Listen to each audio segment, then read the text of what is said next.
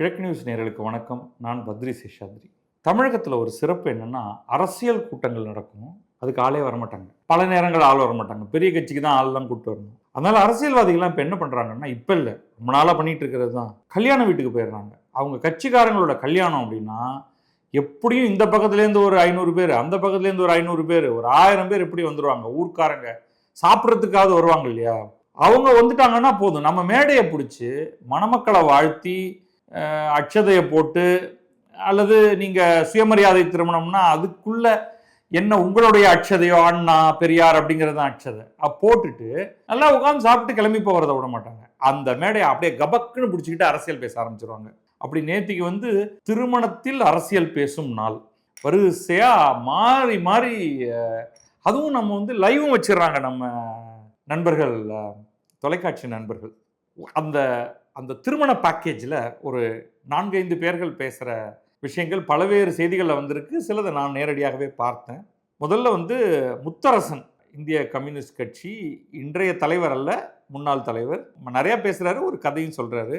ரொம்ப தெளிவாக தெரியுது அவர் திமுகவோடையே ஒன்றி போய்விட்டவர், அதிலேயே ஐக்கியமாகிவிட்டவர். ஆனால் கட்சி எடுத்த முடிவு அவருக்கு பிடிக்கல அப்படின்னு தெரியுது. அவர் முதல்வர் விஜயை கிரிட்டிசைஸ் பண்ணுறாரு. டீட்டெயிலுக்குள்ளே போவோம். அவரை அடுத்து பேசிய ராசா அடிச்சு விளையாடுறாரு. இன்க்ளூடிங் முத்தரசனை மட்டும் விட்டுட்டு இன்னொரு கம்யூனிஸ்ட் கட்சி, மார்க்சிஸ்ட் கம்யூனிஸ்ட் கட்சியை தலைவரை திட்டி, இனிமே எவனுங்களோடையும் கூட்டணி வைக்கக்கூடாது, தலைவா நம்ம தனியாக நிற்போம் அப்படின்னு அவர் ஒரு ஒரு பெரிய கொள்கை முழக்கத்தை இடுறாரு. இப்போ போகிற போக்கில் சும்மா இல்லாமல் வைகோவை பிடிச்சி சீண்டிட்டு மதிமுகவை சீண்டிடுறாரு. அப்புறம் மாலையில் ஸ்டாலின் அவர்கள் திருமணத்தில் பேசும்பொழுது ராசா சொன்னார், நான் கூட தனியாக தான் நிற்கலான்னு பார்க்குறேன்ப்பா அப்படிங்கிற மாதிரி அவர் ஒன்று சொல்கிறாரு. அதுக்கடுத்து இதுக்கு நடுவில் வைகோ இன்னொரு திருமணத்தில் போயிட்டு, அது அவருடைய மகனும் இப்படியெல்லாம் எங்களை அசிங்கமாக பேசுகிறாங்களே அப்படின்ட்டு அவர் கண்ணீர் உழுக்க, வைகோ சும்மா இல்லாமல் நேரடியாக ராசாவை 4 திட்டுறதை விட்டுட்டு போகிற போக்கில் அவர் தேமுதிகவையும் விடுதலை சிறுத்தைகளையும் ஒரு கடி பாஞ்சி கடிச்சிடுறாரு. இப்போ அவங்க ஏதாவது பதில் சொன்னாங்களா அப்படின்னு பார்க்கணும். அதுக்கு அவங்க திருமணத்துக்காக வெயிட்டிங் அப்படின்னு நினைக்கிறேன். இல்லைன்னா இருக்கவே இருக்க அவங்க இதில் போட்டு விட்டுருவாங்க. அதில் அதுவும் ஆக்சுவலாக நான் நேற்றுக்கு பார்த்துட்டேன். ட்வீட்டில் ஒரு பதில், விடுதலை சிறுத்தைகள் பாலாஜி ஒரு ட்வீட்டில் அதுக்கான ஒரு பதில் சொல்லிட்டார். ஸோ அதுவும் ஞாபகம் இருக்குது, அதனால் அதையும் சேர்த்தே சொல்லிடுறேன். இப்போ ஒவ்வொன்றா வருவோம். ஏன்னா இவ்வளோ வேலைகள் செஞ்சுருக்காங்க, நம்ம சும்மா விட முடியுமா? இங்கேருந்து ஆரம்பிப்போம்.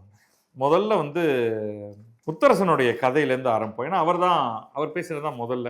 இக்கரைக்கு அக்கறை பச்சை என ஆடுகள் செல்லும் அப்படின்னு ஒரு குட்டி கதை தான்ப்பா, நல்லா இருக்கு. இப்பெல்லாம் திருவாரூர் கலைஞர் கோட்டத்தில் நடைபெற்ற முன்னாள் அமைச்சர் மதிவாணன் இல்ல திருமண விழாவில், இந்த திருமண விழாவில் தான் நிறைய பேச்சுகள் நடக்குது. பேசிய முத்தரசன், முன்னாள் அமைச்சர் மதிவாணன் மிகுந்த கொள்கை பற்று மிக்கவர், கொள்கை பற்று தான் முக்கியம், ஒரு வார்த்தையாவது அழைத்து சாப்பாடு போடுறவரை பாராட்டி பேசிடணும், அதோடு முடிஞ்சு போயிடுச்சு. அப்புறம் நேராக அடுத்த லெவலுக்கு நாங்கள் போயிடுவோம். ஆற்றுப்படுகைகளில் ஆடு மாடுகள் மேயும், அப்போது இந்த பக்கத்திலிருந்து அந்த பக்க கரையை பார்க்கும் பொழுது பசுமையாக தெரியும், இக்கரைக்கு அக்கறை பச்சை என்று சொல்லுவார்கள். இந்த ஜென்சிக்கெல்லாம் இதெல்லாம் தெரியாது. அதனால தாத்தாமார்கள் ஜென்சிக்கு கதை சொல்றாங்க, கேட்டுக்கங்க. முதலில் ஒரு ஆடு செல்லும், அதனை தொடர்ந்து ஒரு மாடு. இது நான் பார்த்தது இல்லை. ஆடு பின்னாடி மாடு, மாடு பின்னாடி ஆடா? ஆடு பின்னாடி ஆடு தான் யூஸ்வலா போகும், மாடு பின்னாடி மாடு போகும். ஒருவேளை ஓகே, ஆடு மாடு எல்லாம் போகுதுன்னு வச்சுக்கோங்க. பின்னர் அந்த மந்தைய காலியாக அந்த பக்கம் சென்று விடும். ஏன்னா இங்கேருந்து பார்த்தா பச்சையா தெரியுது அந்த இடம். அங்கே ஆக்சுவலாக இருக்கிறது என்னன்னா காஞ்ச புல் தானா. அங்கே போனால் தான் நிலைமை இதை விட மோசமாக இருக்கும் என்பது தெரியும். இங்கேயாவது கொஞ்சம் பச்சை, அங்கே ஒன்றுமே இருக்காது, காய்ந்து போய் கிடக்கும். ஏதோ விட்டோம், உடனே திரும்பி விட்டால் அந்த பகுதி நம்ம ஏற்றுக்கொள்ளுமா ஏற்றுக்கொள்ளாதா எனக்கு தெரியாதியா. ஆடு மாடு இப்படி இல்லாமல் சிந்திச்சுக்கிட்டு இருக்கு. ஆடு மாடு போகும், அங்க புல் இல்லைன்னா திருப்பி இங்க வந்துட்டு போகுது. சரி, அந்த கதையை வச்சுக்கிட்டு இவர் தன்னை தான் சொல்லிக்கிறாரு. அந்த பகுதி நம்ம ஏற்றுக்கொள்ளுமா ஏற்றுக்கொள்ளாதா எனக்கு தெரியாது, 2 நாள் இருந்து விட்டாவது சென்று விடுவோம் என்று இப்படியான ஒரு சூழல் உள்ளது. இதனை யாரையும் குறிப்பிட்டு நான் சொல்லவில்லை, அப்படியே நாங்கள் நம்பிட்டோம், பொதுவாக சொல்கிறேன் அப்படின்னு அவர் சொல்லிட்டு, அப்புறம் இன்னும் அவருடைய கதை தொடருது. நாகை மாவட்ட திமுக செயலாளர் கௌதமன் என்னை வழக்கமாக அப்பா என கூப்பிடுவதை தவிர்த்து விட்டு அண்ணன் என்று அழைத்தார். இவருக்கு அப்படியே நெஞ்சு வலிச்சிருச்சு. ஏன் என்னை அப்பா என்று கூப்பிடுவதை மாற்றி கூப்பிடுகிறீர்கள் என கேட்டபோதுதான், நீங்கள் தான் அணி மாறிவிட்டீர்களே என்று கூட்டணி மாறியதை பற்றி தெரிவித்தார். யாரையும் யாரும் காணாமல் அடித்து விட முடியாது, பைத்தியாங்குழித்தனமாக காணோம் என்கிறார், அப்படிதான் அவர் சொன்னார் லோக்கல் ஸ்லாங்ல. அதாவது நம்ம முதல்வர் ஜோசப் விஜய் இந்த சட்டமன்றத்தில் பேசும்போது சொன்னார் இல்லையா, ஒருத்தன் வந்து கேட்டான் நான் என்னப்பா அப்படின்னு, பா உங்க அப்பாவை தான் தேடிட்டு இருக்கேன் அப்படின்னு சொன்னாரு அப்படின்னு அவர் சொன்னாருன்ட்டு இவர் ஒரு கதை சொல்றாரு இல்லையா. அதுக்காக யாரையும் யாரும் காணா போக்கிடலாம் முடியாது, ஸ்டாலினை யாராலையும் காணா போக்கிட முடியாது, எதை காணோம் யாரை காணோம் அப்படின்னு சொல்லிட்டு அவர் சொல்றாரு. ஸ்டாலினும் நானும் நீண்ட நாட்களாக ஒருவர் பார்த்துக் கொள்ளவில்லை, இத்தனைக்கும் 2 பேரும் ஒரே ஊருங்கிறார். ஸ்டாலினை உண்மையில வந்து திருவாரூர்காரன்னு சொன்னா திருவாரூரே அதிர்ச்சி அடைஞ்சிடும். அவர் பிறந்தது வளர்ந்ததெல்லாம் கோபாலபுரத்துல, அவருடைய அப்பா திருவாரூர்காரர், அவர் எப்பயோ இங்க வந்துட்டாரு. இவர் ஏதோ கனெக்ஷன் டச்சிங், அவன் நான் கூட தான் நாகப்பட்டினம், இப்ப நானும் முத்தரசனும் நாகப்பட்டினத்துல 2 பேரும் ஒன்னா கோலி குண்டு விளையாடணும்னு சொன்னா யாராவது அதை நம்புவாங்களா? யாரும் அதை நம்ப போறது இல்லை. நாங்கள் இருவரும் ஒரே ஊர்க்காரர்கள், ஒரே ஊர்க்காரர். தினம் அவங்க வந்து திருவாரூர்ல இவர் சைக்கிள் மிச்சிட்டு போவாரு, அவர் அங்கேருந்து வந்து ஸ்கூலுக்கு பல்பமும் ஸ்லேட்டும் எடுத்துட்டு போவார். போங்கயா, தேர்தலுக்கு பிறகு நான் அவரை பார்க்கவில்லை, எப்படி இருக்கிறாரோ அவரை பார்க்க சங்கடமாக இருக்குமோ அப்படின்ட்டு யோசனை செய்து கொண்டு சென்றேன். அவர் ரொம்ப டவுனா இருப்பாரோ அப்படின்ட்டு. அதெல்லாம் கிடையாது. இப்போது பார்த்து அதே போல ஸ்டாலினின் வழக்கமான உபசரிப்பை செய்தார். இந்த உரையாடல் தொடரும் அப்படின்ட்டு அவர் விரிவா பேசுறாரு. அது என்னன்னா கொஞ்சம் கன்சிலியேஷன். ஐயா, எங்க கட்சி தான் ஒரு முடிவு எடுத்துருச்சு, நான் அப்படி இல்லைங்க, கொள்கையெல்லாம் கிடக்குதுங்க, நான் வந்து எனக்கு எப்பவுமே வந்து ஸ்டாலின் அப்படின்னா நாங்க 2 பேரும் அவ்வளவு நெருங்கிய சொந்தங்க, நாங்க வந்து தினம் திருவாரூர்ல பார்த்துப்போங்க, டீ கடையில ஒன்னா தான் சேர்ந்து டீ அடிப்போங்க அப்படின்லாம் வந்து இவர் சொன்னா, பின்னாடி வந்த உடனே அடுத்து உடனடியாக ராசா பேசுறாரு. அவரும் வந்து முத்தரசன் மாமாவே நம்ம எல்லாம் ஒன்று அப்படின்னு சொல்லுவாருன்னு எதிர்பார்த்தா அவர் வந்து ஒரு கம்பேட்டிவா இருக்காரு. ஏற்கனவே ஆபாச வார்த்தைகள்ல விடுதலை சிறுத்தைகள்லாம் வந்து கண்ணா பின்னான்னு எழுதி அதெல்லாம் நம்ம வந்து ஏற்கனவே பேசிட்டோம். இப்போ வந்து அது கொஞ்சம் டோன் டவுன் பண்ணியிருக்காரு, கொஞ்சம் தான் டோன் டவுன் பண்ணியிருக்காரு, மற்றபடி நிறைய வார்த்தைகள்லாம் விளையாடினாரு. ஸோ இதே கல்யாணம் இவர் பேசி முடிக்கிறாரு, இவர் ஆரம்பிக்கிறாரு ஆராசா. அப்போ ஒரு சில கதை சொல்றாரு. இந்த கதைக்கு என்ன ஆதாரம் அப்படின்னு தெரியல, ஆனா கதையே அடிச்சு விடுறது தானே. காமராஜரை தோற்கடித்த விருதுநகர் சீனிவாசன் அண்ணாவும் ராஜாஜியும் பேச்சு வழக்கு அப்படியே அவங்க கொடுத்துருக்காங்க. காமராஜரை தோற்கடித்தார் வந்து இந்த சீனிவாசன்கிறவர் தேர்தலில். அப்போ அவர் என்ன பண்ணுறாரு, காமராஜரை தோற்கடிச்சிட்டேன், அதை தோற்கடித்ததுக்காக எனக்கு ஒரு பாராட்டு விழா கொடுக்குறாங்க, வரீங்களான்னு போய் அண்ணாவையும் ராஜாஜியும் கூப்பிட்டாராம். ராஜாஜி காமராஜரை தோற்றதை அவ்வளவு குதிச்சு கொண்டாடுவாரானா மனசுக்குள்ள ஒரு மகிழ்ச்சி கூட இருந்திருக்கலாம், ஆனா அப்படிலாம் வெளியில காமிப்பாங்களா? அண்ணாவும் அந்த மாதிரிலாம் செய்வாரா? ஆனா இவர் போய் கேட்டிருக்காரு போல இருக்கு அப்படின்னு இவர் சொல்றாரு. இவருங்க ராஜா சொல்றாரு, திராவிட டீக்கடை சந்திப்புகள்ல வந்து இதெல்லாம் உருவாக்கப்பட்ட கதைகளாக கூட இருக்கலாம். உடனே அண்ணா சொன்னாராம், வின்ஸ்டன் சர்ச்சிலையும் ரூஸ்வெல்ட்டையும் தெரியுமா அப்படிதான் அவர் ஆரம்பிப்பார் போல இருக்கு. 2ஆம் உலகப் போரில் இங்கிலாந்தை மட்டுமல்ல, ஐரோப்பாவை மட்டுமல்ல, இந்த உலகப்பந்தை காப்பாற்றியதில் வின்ஸ்டன் சர்ச்சிலுக்கு மிகப்பெரிய பங்கு உண்டு. அந்த வின்ஸ்டன் சர்ச்சில் போருக்கு பிறகு பொது தேர்தலில் தோற்று போனார். இது ஃபேக்ட். கிளமெண்ட் அட்லி அப்படிங்கிறவர் தான் பிரைம் மினிஸ்டராக வந்தார். அதனால தான் இந்தியாவுக்கு சுதந்திரம் விரைவாக கிடைத்தது. வின்ஸ்டன் சர்ச்சில் இந்தியாவுக்கு ஒருபோதும் சுதந்திரம் கொடுத்திருக்க மாட்டார். 2ஆம் உலகப் போரை ஜெயிக்க வைத்ததில், இங்கிலாந்து ஜெயித்ததில் அல்லது இங்கிலாந்தும் அதனுடைய நேச நாடுகளும் ஒன்றாக சேர்ந்து ஜெயித்ததற்கு மிக முக்கியமான காரணம் வின்ஸ்டன் சர்ச்சில். வெற்றி பெற்ற இங்கிலாந்து பிரதமர் கிளமெண்ட் அட்லி அவர்கிட்ட வந்து, பா நீங்க பெரிய ஆளுங்க, வின்ஸ்டன் சர்ச்சிலேயே தோற்கடிச்சிட்டீங்களே என்று கேட்டார்களாம். இந்த கதையெல்லாம் அண்ணா சொல்றாரு. அதற்கு அட்லி பேர் இதுல இல்லை, ஆனால் நான் அட்லி தான் அதுங்கிறதுனால நான் சொல்றேன். நான் வந்து சாதாரணமா இங்கிலாந்துக்கு ஒரு பிரதமர் தான், அவர் உலகத் தலைவருங்க. உலகத் தலைவரான சர்ச்சில் வந்து ஒரு தோல்வினால பாதிக்கப்படுவார்னு நினைக்கிறீங்களா? அதெல்லாம் கிடையாது அப்படின்னு சொன்னாரு. அப்படின்னு சொன்னாரு யாரு? அப்படின்னு அட்லி சொன்னாருன்னு அண்ணா சொல்லி ராஜா கேட்டு அதை நம்ம எல்லாருக்கும் சொல்றாரு. இது கூட நடந்திருக்கிறதுக்கான வாய்ப்பு உண்டுங்க, இது நடந்திருக்கிறதுக்கான வாய்ப்பு உண்டு. ஆனா அடுத்தது வந்து ரொம்ப இன்சென்சிட்டிவான ஒரு கதை ஒன்று விடுறாரு ராஜா. இதே ராஜாஜிகிட்ட போய் கேட்கிறாரு இல்லையா, ராஜாஜி வாங்க நீங்க அப்படின்ட்டு. அதுக்கு ராஜாஜி சொன்னாராம், மகாத்மாவையே 2 இன்ச் நீளம் கொண்ட தோட்டா தான் துளைத்து கொன்றது, அதற்காக அந்த தோட்டாவுக்கு பாராட்டு விழா நடத்த முடியுமான்னு கேட்டாராம். எனக்கு என்னவோ வந்து ராஜாஜி இந்த மாதிரி ஒரு இன்சென்சிட்டிவான ஒரு பதில இந்த கேள்விக்கு அப்படி சொல்லியிருப்பாரா அப்படின்னு எனக்கு தெரியல.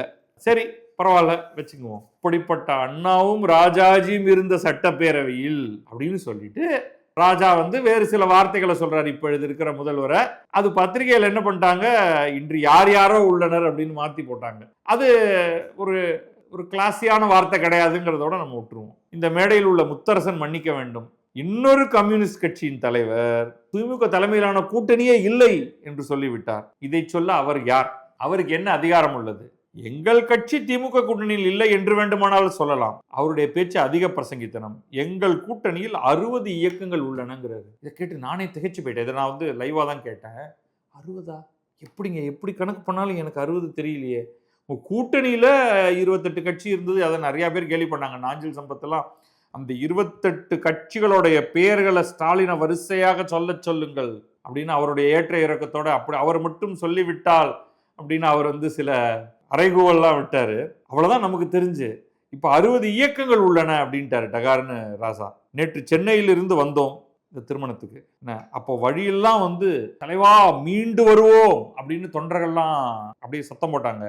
மீண்டு வருவோம், நாங்கள் இருக்கிறோம் அப்படின்னு தொண்டர்களும், உடம்பை பார்த்து கொள்ளுங்கள் அப்படின்னு தாய்மார்களும், தமிழ்நாடு உங்களை நம்பித்தான் இருக்கிறது அப்படின்லாம் வேற சொல்லிட்டாங்களாம். அப்படிப்பட்ட ஆளு அவர் தான் வந்து தலைவர். ஒரு தேர்தல் தோல்வி, எதுக்கு இந்த காமராஜரை தோற்கடிச்ச கதை, அண்ணா சொன்னது, ராஜாஜி சொன்னதாக சொன்னது, இதெல்லாம் எங்கேருந்து வருதுன்னா, ஒரு தேர்தல் தோல்வியாடா என் தலைவனை தோற்கடித்து விடும் அப்படிங்கிற அந்த பாயிண்ட்டுக்காக. அதனால அந்த மாதிரி ஒரு தேர்தல் தோல்வியினாலெல்லாம் துவண்டு விடுகிறவர் அல்லர், எங்காலும் பெரிய ஆளு அப்படிங்கிறத சொல்றதுக்காக அப்படின்னு சொல்லிட்டு இப்ப கம்யூனிஸ்ட் கட்சிக்கு ஒரு வதை விட்டாரா. அடுத்து இன்னொருவர் பொதுக்குழுவை கூட்டி ஆலோசிக்கிறோம் என்கிறார். இது வைகோ. அவரது மொத்த கட்சியே கூட்டினால் கலைஞர் அரங்கத்துக்குள்ளேயே கூட்டி விடலாம். அவரெல்லாம் பேசுகிறார். தயவு செய்து இனி கூட்டணி யாரோடும் இல்லை, திமுக தனித்தே போட்டியிடும் என திமுக தலைவர் அறிவிக்க வேண்டும். 234 தொகுதிகளிலும் தனித்து நிற்போம். தமிழ்நாட்டை காப்பாற்ற வேண்டுமெனில் வேறு வழி இல்லை. இப்ப இவங்களே முடிவு பண்ணிட்டாங்க, தமிழ்நாட்டை காப்பாற்றணும்னா அது திமுகவால தான். பார்ட்டி ஃபண்ட் வாங்கி இவங்க தமிழ்நாட்டை காப்பாற்றுவாங்க.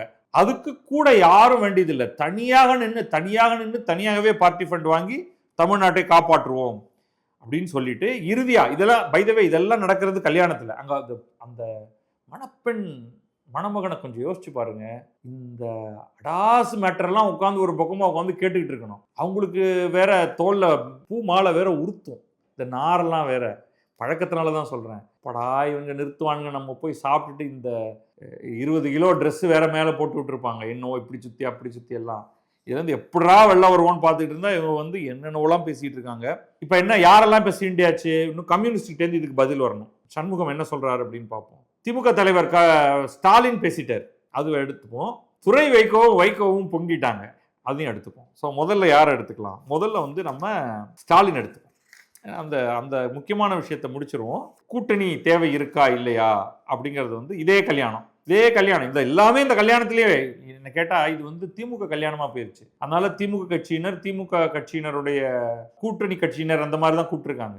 இங்கவே வந்து விஜய், மற்ற கட்சி, விடுதலை சிறுத்தைகள் அவங்க எல்லாரையும் கூப்பிட்டுட்டா காலையில் வந்து திமுக பேசும், மதிய நேரத்தில் இந்த மற்ற கட்சிகள் எல்லாத்தை சேர்ந்த தலைவர்களும் பேசுவாங்க, மாலை நேரத்தில் தாவேக்காவும் மற்ற சில கட்சிகளும் பேசும். அப்படின்னா ஃபுல் என்டர்டெயின்மெண்ட்டை அந்த ஹால்லேயே வச்சிடலாம். ஸோ அந்த மதிவாணன் இல்ல திருமண விழாவில் கலந்து கொண்டு மு.க. ஸ்டாலின் பேசுகிறார். அவர் அதில் சொன்னாராம், அண்ணா ஒரு முறை சொன்னார், தமிழ்நாட்டுக்கு தமிழ்நாடு என்ற பெயரை சூட்டி இருக்கிறேன், எனக்கு வாழ்க்கையில் இது போதும், எனவே நான் ஆட்சியில் இருந்தாலும் இல்லாவிட்டாலும் தமிழ்நாடு என்று பெயர் சொல்லும் வரை என்னுடைய பெயர் இருக்கும் என்று சொல்லியிருக்கிறார். அதுபோல சொல்லுங்க, அதுபோன்று மகளிர் உரிமை திட்டம் இருக்கும் வரை இந்த ஸ்டாலின் தான் முதலமைச்சர். இப்படி சொல்லிக்கொண்டே போகலாம்னா அவ்வளவு திட்டம் அவர் கொண்டு வந்திருக்காராம். உடனே யாரோ ஒருத்தர் வந்து டக்குன்னு அப்படி என்னால் மதிய உணவு திட்டம் இருக்கும் வரை எம்ஜிஆரின் பெயர் இருக்கும், 69% இடஒதுக்கீடு இருக்கும் வரை ஜெயலலிதாவின் பெயர் இருக்கும், யாரோ ஒருத்தர் ட்விட்டர்ல போட்டது. அதனால நான் வந்து அவங்க சொன்னதை அப்படியே சொல்றேன். அப்ப இங்கே நம்முடைய துணை பொதுச் செயலாளர் ராசா பேசுகிற போது கூட்டணி பற்றி எடுத்து சொன்னார். எப்போதுமே கலைஞர் கூட்டணி அமைத்தால் அந்த கூட்டணியை பாதுகாப்பாக வைத்திருப்பார். இவர் விட்டுட்டாரு. அவர்களாகத்தான் செல்வார்களே தவிர கலைஞர் இதுவரை விட்டது கிடையாது. நீ போ அப்படின்னு கலைஞர் யாரையும் சொன்னது கிடையாது. அதே போன்றுதான் நானும் அவர் வழி நின்று எந்த கூட்டணியாக இருந்தாலும் விடமாட்டேன். ஹலோ காங்கிரஸ் கூட்டணியிலிருந்து நீங்க தான் வெளில வந்திருக்கீங்க, எந்த கூட்டணியாக இருந்தாலும் விடமாட்டேன் அப்படின்னு சும்மா அடிச்சு விடுறாரு. இப்போதான் வந்து நான் காங்கிரஸ் எங்களை விட்டு போயிருச்சு, நாங்க வந்து அந்த மத்தியில் அவங்க அந்த இதுல இருந்து நான் வெளில வந்துடுறேன் அப்படின்னு இவங்க தான் சொன்னாங்க. அவர்களாக சென்றால் நான் ஒன்றும் சொல்ல முடியாது, அதுதான் என்னுடைய கடமை. ஆனால் இன்றைக்கு இருக்கும் மக்கள் எல்லாம் கூட்டணியே தேவையில்லை என்றுதான் சொல்லிக் கொண்டிருக்கிறார்கள். நிச்சயமாக அதையும் நாங்கள் விரைவில் பரிசீலிப்போம் அப்படின்னு அவர் சொல்லிட்டார். இப்ப துரை வைகோ எடுப்போம். ஸோ துரை வைகோ வந்து ஃபர்ஸ்ட் என்ன சொல்லிட்டாருன்னா, ராசாவின் கருத்து குறித்து நான் விரிவாக பேச வேண்டும். ஒரு வரியில் அவரின் கருத்துக்கு பதில் சொல்ல முடியாது. ஆனால் அவர் பேசியது நாகரிகம் இல்லாத கருத்து. அரசியல் எல்லைகளை கடந்து அவரின் கருத்துக்கு நான் கண்டனங்களை தெரிவித்துக் கொள்கிறேன். கட்சி தொண்டர்கள் மற்றும் நிர்வாகிகள் என அனைவரிடமும் கருத்து கேட்டு ஒருமித்தமான முடிவை கட்சி தலைமை எடுக்கும். அதன் பின் திமுக கூட்டணியில் தொடர்வோமா இல்லையா என்பதை தெரிவிப்போம் என்றார் வைகோ. இதைத்தான் ராசா விமர்சனம் செய்திருக்கிறார். ஏதோ லட்சம் பேர் இருப்பது போல அவர்களெல்லாம் ஒன்று திரண்டு முடிவெடுக்க போவது போல சொல்கின்றனர் என விமர்சித்து பேசியிருக்கிறார். இது நாகரிகமற்ற கருத்து. இதை நான் விரைவில் இதை பற்றி அறிக்கை வெளியிட்டு கண்டனத்தை தெரிவிப்பேன் அப்படிங்கிற மாதிரி அவர் சொல்லியிருக்கார். இன்னொரு பக்கம் இன்னொரு கல்யாணம், அதே கல்யாணம் இல்லை, இதெல்லாம் வெவ்வேறு கல்யாணங்கள். அருப்புக்கோட்டை அவருடைய மதிமுக நிர்வாகி இல்லத்தின் திருமண விழாவில் பொதுச் செயலர் வைகோ அவர் பேசும்பொழுது, மதிமுக பொதுச் செயலர் பேசும்பொழுது, முதல்வர் விஜய் என் வீட்டுக்கு வருவார் என கனவில் கூட நினைக்கவில்லை. இவர் விட்டா இவர் அப்படியே மயிர்கூச்சிரிந்து புலகாங்கிதம் அடைந்து அப்படியே எக்ஸ்ட்ரா எக்ஸ்ட்ரா எக்ஸ்ட்ரா எனர்ஜியை கொண்டு ஹைப்பர் போலே அப்படின்னு சொல்லுவோம். அவ்வளவு தூரத்துக்கு அங்கே கொண்டு போயிடுவார். எனக்கு பெரிய பதவி கிடையாது, பெரிய கட்சியும் இல்லை, கட்சியில் என்னை விட்டு பிரிந்து சென்றவர்கள் அதிகம், அப்படிப்பட்ட என் வீட்டுக்கு முதல்வர் விஜய் வந்தார் அப்படின்னு அப்படியே அவருக்கு கண்ணீர் துளிச்சிருச்சு. விஜயிடம் நான் ரூபாய் 50 கோடி வாங்கிவிட்டதாக பேசுகின்றனர். மக்களின் வாழ்வாதாரங்களை காப்பாற்ற நாங்கள் போராடியதை போல எந்த கட்சி போராடியது? சம்பந்தம் இல்லாத 2 விஷயத்த சொல்றாரு. நீங்களே எதுக்கு 50 கோடி வாங்கியதாக சொல்கிறார்கள் அப்படின்னு சொல்றீங்க? அது சொல்லாமலே விட்டுருக்கலாமே. முல்லை பெரியாரை காக்க 11 ஆண்டுகள் போராடியவன் நான். எந்த கட்சி நடைப்பயணம் நடத்தியது? நானும் மகன் துரையும் லட்சக்கணக்கான கோடிகள் சம்பாதித்ததாகவும் அண்ணா சாலையில் அடுக்கு மாளிகையை என் மகன் வைத்திருப்பதாகவும் பேசுகின்றனர். கடந்த 7 மாதங்களாக இப்படி ஒருவர் பேசி வருகிறார். எனக்கு இப்போதான் ஃபர்ஸ்ட் வைகோ சொல்றதுலேருந்து தான் இப்படியெல்லாம் அவரை பற்றி பேசுகிறாங்க அப்படின்னு தெரியும். சரி, இதெல்லாம் பரவாயில்ல, அட்லீஸ்ட் இந்த மாதிரி ஒரு அழுதா கூட பரவாயில்ல. திடீர்னு என்ன பண்ணிட்டாரு, பயங்கரமா டிஎம்டிகேயும் விசிகேயும் அட்டாக் பண்ணிட்டாரு. எங்களை விட வலு குறைந்த கட்சிகளுக்கு அதிக இடங்கள், எங்கள் கட்சியில் ஊருக்கு 10 பேராவது இருக்கின்றனர், கிளைகள் கூட இல்லாத கட்சிக்கு 8 இடங்கள். நீங்க 8 இடங்கள் அப்படின்னு சொன்னா எல்லாருக்குமே தெரியும் இல்லையா நீங்க விடுதலை சிறுத்தைகளை பற்றி சொல்றீங்கன்னு. காணாமல் போகும் நிலையில் இருந்த கட்சிக்கு 10 இடங்களுடன் ராஜ்யசபா சீட். இது பிரேமலதா அம்மா இதுக்கு தான் அவங்கள்ட்ட யாரும் போய் கேட்கல. நம்ம ஆளுங்க மைக்கை பிடிச்சிட்டு கொண்டு போய் கேட்டுருவாங்க. அம்மா, உங்களை பற்றி என்ன சொன்னார் தெரியுமா வைகோ? காணாமல் போகும் நிலையில் இருந்த கட்சி, உங்களுக்கு போய் 10 இடங்களும் ஒரு ராஜ்யசபா சீட்டும் கொடுத்தாங்கன்னு. அப்புறம் நேராக வன்னி அரசுகிட்டையோ அல்லது திருமாவளவன்ட்டையோ கிளையே இல்லாத ஒரு கட்சிக்கு 8 இடங்கள் கொடுத்திருப்பதாக வைகோ சொல்றாருங்க. அதை பற்றி உங்கள் கருத்து என்ன அப்படின்ட்டு. இதுக்கு விசிகேலேருந்து பாலாஜி அவர் ஒரு ட்வீட் ஒன்று போட்டு, நாங்கள் தேர்தல் பிரச்சார சமயத்தில் மஃப்ளர் அது குளிர் அதிகமுள்ள பகுதிக்கு இது சும்மா துண்டுன்னு வச்சுங்களேன், துண்டில் பல்வேறு கட்சிகளுக்கான அவங்களுடைய கலர் போட்ட துண்டுகள் நாங்கள் போட்டு வச்சுருந்தோம். ஒரு கட்சிக்கு மட்டும் துண்டுகள் அப்படியே இருந்துச்சு, ஒருத்தருமே வாங்கலை அப்படின்னு மட்டும் அவர் போட்டார். அது இதற்கான எதிர்வினை அப்படின்னு நானாவே யூகிச்சுக்கிறேன். அவ்வளோதான். இந்த 9 ஆண்டில் திமுகவை ஒரு சொல் தவறாக சொன்னது உண்டா? உங்களோடு இருந்த கட்சிகள் உங்களை விமர்சித்தன, அது உங்களுக்கு தவறாகப்படவில்லை. பாஜகவுடன் கூட்டணி வைத்து அதிமுகவை அமைச்சரவை ஏற்ற முடிவு செய்த நீங்கள் எங்களிடம் என்ன எதிர்பார்க்க முடியும் அப்படின்லாம் சொல்லி புலம்பிட்டு அவர் சொல்ல வர்றது என்னன்னா, இவங்களெல்லாருக்கும் இவ்வளவு சீட்டை கொடுத்துட்டு என்ன மட்டும் அவங்களோட சின்னத்திலேயே நிற்க சொல்லி அவமானப்படுத்தினார்கள். அனைத்து கட்சிகளும் அவரவர் சின்னத்தில் நின்றபோது எங்களை மட்டும் அவர்களின் சின்னத்தில் நிற்க சொன்னார்கள். வேறு வழி இல்லாமல் நின்றோம். எங்கள் சுயமரியாதையும் தன்மானத்தையும் இழந்து 9 ஆண்டுகள் பயணித்தோம் அப்படின்னு அவர் சொல்றாரு. ஸோ இப்போ நமக்கு இவங்களுடைய இறுதி முடிவு என்னவாக இருக்கும் பொதுக்கூட்டத்துக்கு பிறகு அப்படிங்கிறது ரொம்ப நல்லா தெரியுது. ஆனால் அவங்க போய் சேர்ந்தா அவர்களுக்கு என்ன கிடைக்கும் அப்படிங்கிறத நம்ம பார்ப்போம். இதுதான் நேற்றைய திருமண செய்தி. இன்றைய திருமணம் வெள்ளிக்கிழமை, இன்னைக்கு முகூர்த்த நாளான்னு எனக்கு தெரியல. ஏன்னா திராவிட இயக்கத்தை சேர்ந்தவர்கள் எல்லாம் எப்பொழுதுமே நல்ல நிறைந்த முகூர்த்த நாளில் தான் அவர்களுடைய திருமணத்தை எல்லாம் வைத்துக் கொள்வார்கள். அது வந்துருச்சுன்னா உடனே நமக்கு நிறைய செய்திகள், நிறைய தொகுப்பு செய்திகள் கிடைக்கும். இன்னும் ஒரு முறை திருமண செய்திகளோடு உங்களை சந்திக்கிறேன். நன்றி, வணக்கம். நான் பத்ரி சேஷாத்ரி. இது கிழக்கு நியூஸ்.